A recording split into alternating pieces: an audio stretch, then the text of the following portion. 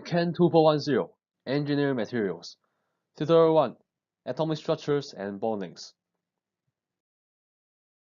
This video will cover Chapter 1 to 2 of the textbook.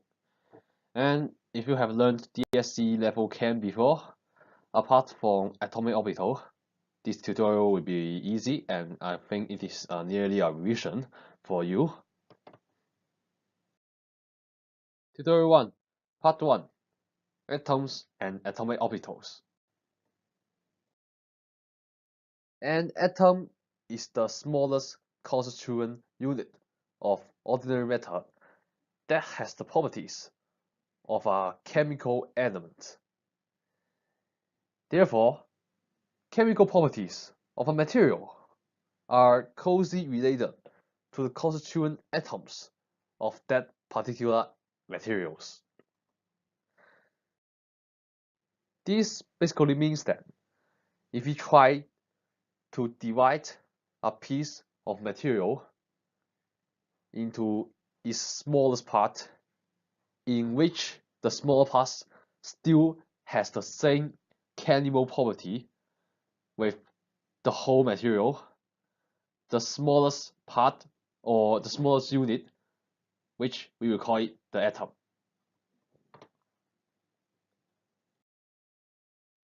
Atoms are constituted by three kinds of subatomic particles: protons, neutrons, and electrons.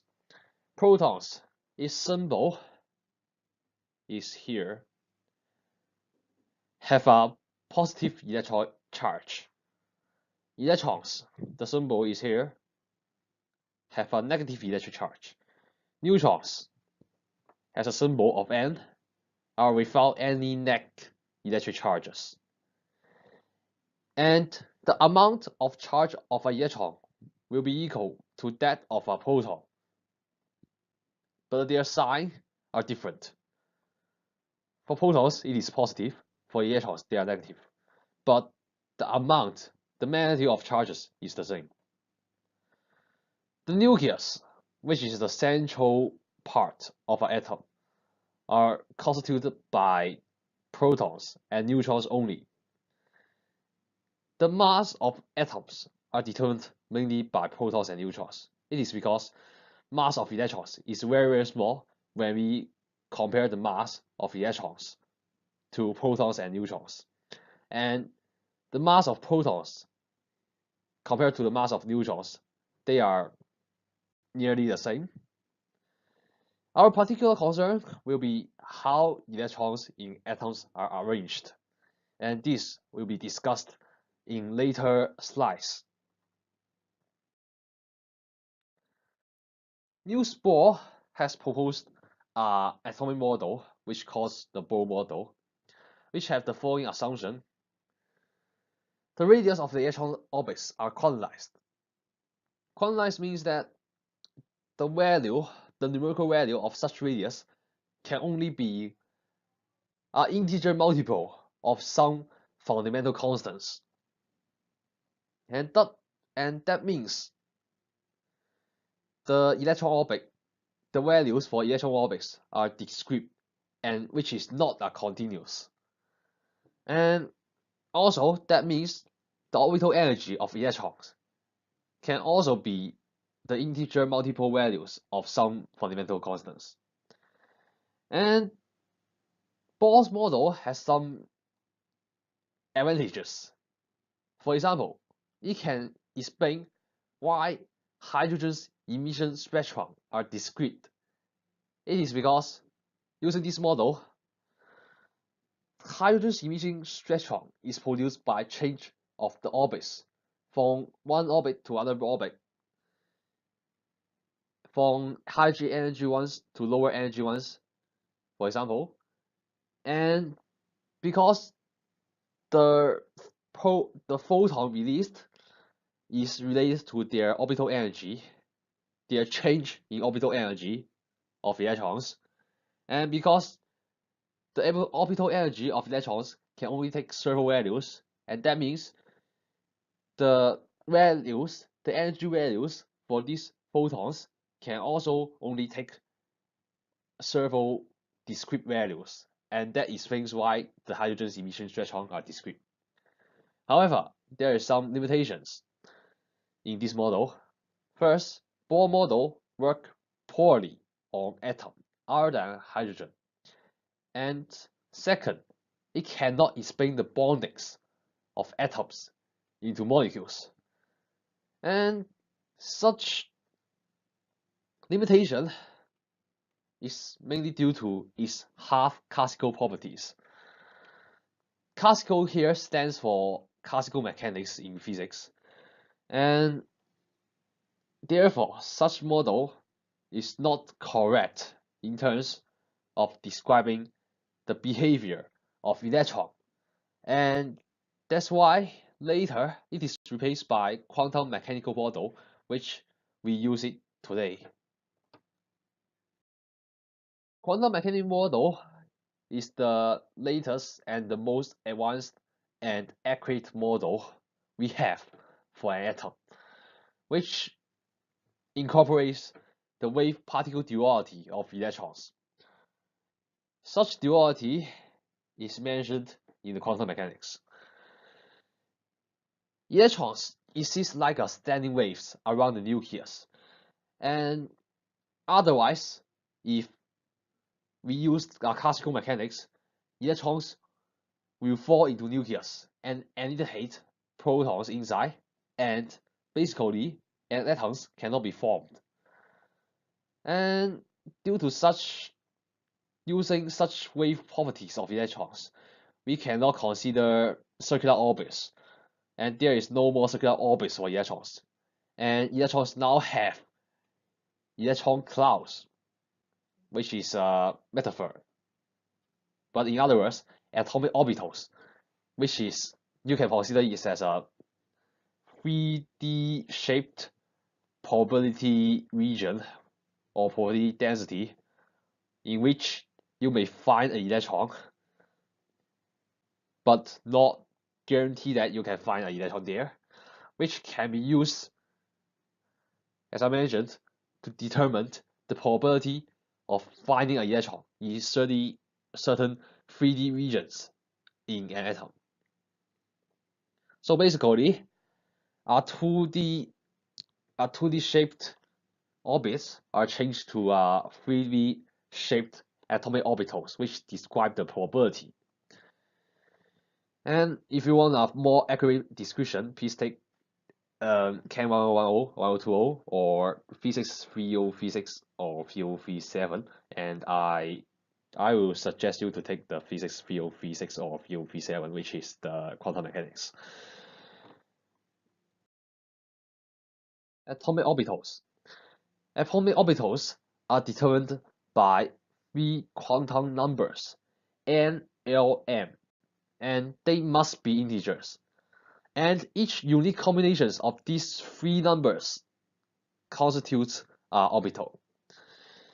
N stands for principal quantum number, and it must be larger or equal to 1, which indicates the electron shell number.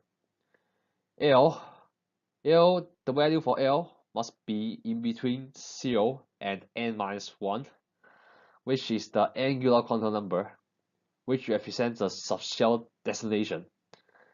For example, for L equals to 0, we call it S orbitals. For L equals to 1, we call it P orbitals, and so on. M must be between negative L and positive L, which is the magnetic quantum number, which represents the loop of the orbitals. For example, the following examples described in the graphs are for P orbitals, in which L is equal to 1, so we have three possible values for M. M equals to negative 1, N equals to 0, and M equals to 1. And you can see that the orientations are different. And you can have an overview of the shape of all atomic orbitals: S, P, D, and F. For S, you may see that, and you may notice that the angular quantum number is 0, and that's why there is only one possible magnetic quantum number, which is 0. For P, the angular quantum number, which is L, is equal to 1, and that means M equals to have 3 possible values, and M is the magnetic quantum number. And D, therefore, will have 5 possible magnetic quantum number, and it basically means there is 5 possible shapes for d orbitals, and F, they have 7 possible shapes, and so on. And you need to remember that SPDF is determined by its angular quantum number, which is 0, 1, 2, 3, and so on. For each orbitals, we designate by the method I mentioned before. You can hold two electrons at the maximum, which is represented by zinc number Me, which can be plus 1/2 or minus 1/2. And if you want to know why, you need to again take quantum mechanics. Electrons within the atoms fills the orbitals with the lowest energy level first, which is represented by or mentioned in Bohr principle, and which we will use it in these courses. Different type of orbitals within the same shell, which means that different angular quantum number, which is L, the same values of N, will have the following energy levels, with S being lowest. S, which is L equals to 0, P, which is L equal to 1, and so on. And within same types of orbital, that means same L, same angular quantum number, smaller n's will have a lower energy. That means 1s will have a lower energy than 2s. 1 stands for the value of n, and 2 also stands for value of n, and so on. And which is the order is mentioned here. And you may want to guess that in general, you have the following relation. But this is actually not correct. The actual energy levels for the questions or for the examples I mentioned before should have the following relation: 1s, 2s, 2p, 3s, 3p, not 3d but 4s, and then we come back to 3d, and so on. And which is quite different and not quite that straightforward. So how can we determine the actual electron arrangements within the atom? And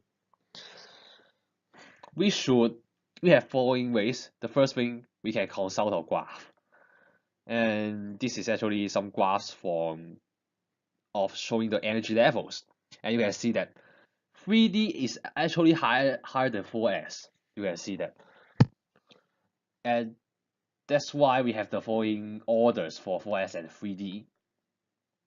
But there is some other ways to present this graph, and it is more straightforward, and which you can use it in this kind of questions. That if you write such kind of matrix, which is triangular matrix, and list out all possible atomic orbitals for n equal to 1, for n equal to 2, and so on. And you can actually observe that along the arrow directions, energy levels increases. And how can you know that? First is this 1s. The first arrow you will draw it like this, which is start from the topmost one, and then 2s. Draw it from right to left, and then 2p, and then 3s, and then 3p, and then 4s, and then 3d, and so on. That's how you determined from the lowest energy electron orbitals, and that's how you find. And yes, we get the same results. And there's also another very useful relations: the maximum numbers of electrons within a shell. Within a shell means that the n, the principal quantum number, is the same for all electron orbitals within the same shell. It's given by 2n squared. N here also stands for the principal quantum number, and therefore it can also be also the number of shells where you count from the innermost one.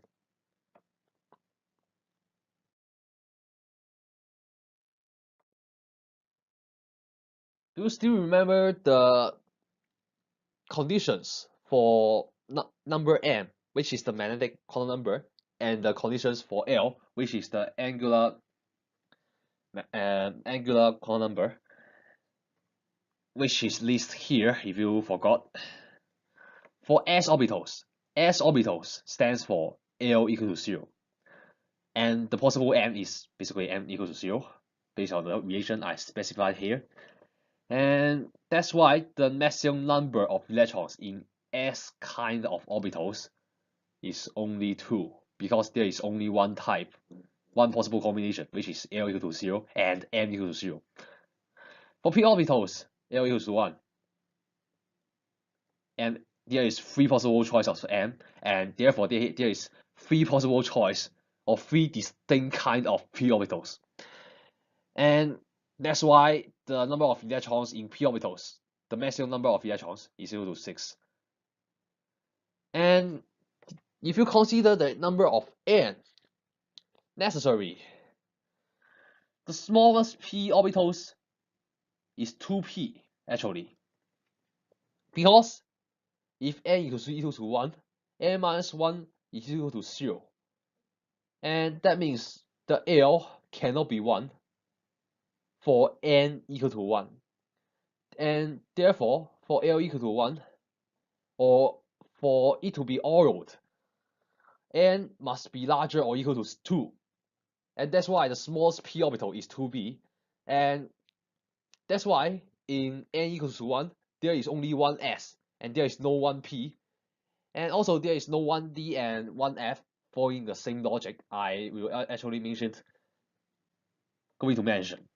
For d orbital, based on the same logic, you have 5 possible choices: L equals to 2, and n can be equal to -2, -1, 0, or 1 or 2. And the number of electrons, maximum number of electrons, is equal to 10. And d orbital, smallest one, will be 3d, based on the conditions for L. And for f orbitals, it is quite similar, and the maximum number of electrons is 14.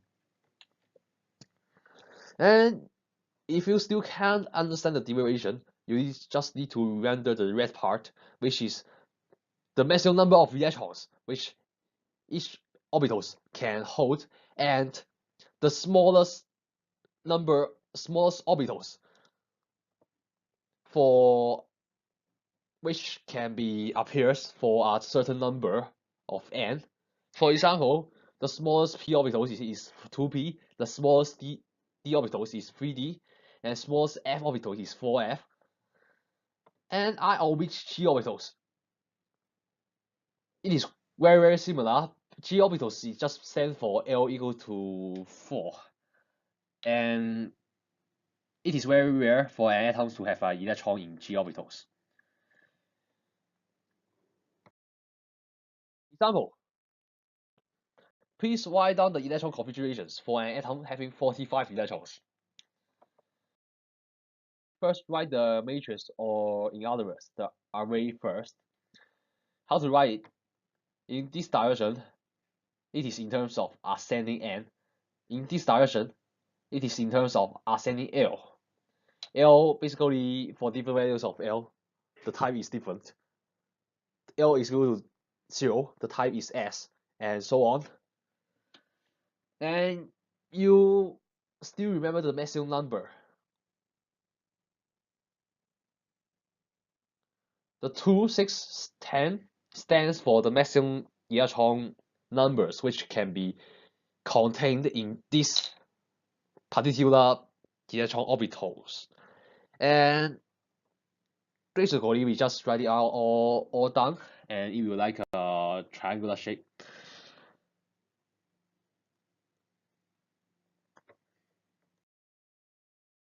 And then we just draw the arrows. The first thing is, remember that 45 electrons. So in each step, in each arrows, like I first put 2 electrons in the 1s orbitals based on the of-bound principle, and based on the drawing arrows, which help me to determine which orbitals have the lowest energy.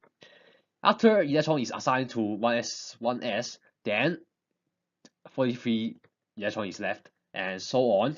Then it is 2s2, 41 only, 2b6, 41 minus 6, 3s2 minus 2, and 33, 3b6 and 4s2, 25 is left. And this arrow, fifth arrow, 7 is left. And then we come to the last arrow. Notice that there is only 7 electrons left. These orbitals can contain 10. Still, there is only 7 electrons that can be assigned to these orbitals. So, and then we just write down the final results. For other results here, we can just copy it from the array. And for 4d10, be careful that because there is only 7 electrons assigned to this orbital, so we write 47. And also be careful that it is for the number, the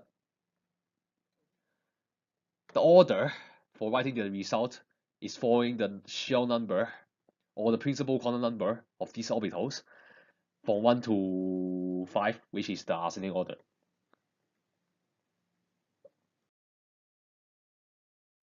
But yeah, this is the extra part. But the actual configuration is actually, be careful, 4d8 and 5s1 for the last few orbitals. And it is actually rhodium, if you have some knowledge in the periodicity table. And it is because half full orbitals, 4d8 and 5s1 are somehow more stable than 47 5s2. And in actual case, that means the array which use the outbound principle is not always correct in actual cases. But if you basically such principle is already enough for these courses, as it is introductory courses and it is not a camp courses. If you want to know more, please ask your professors for more info.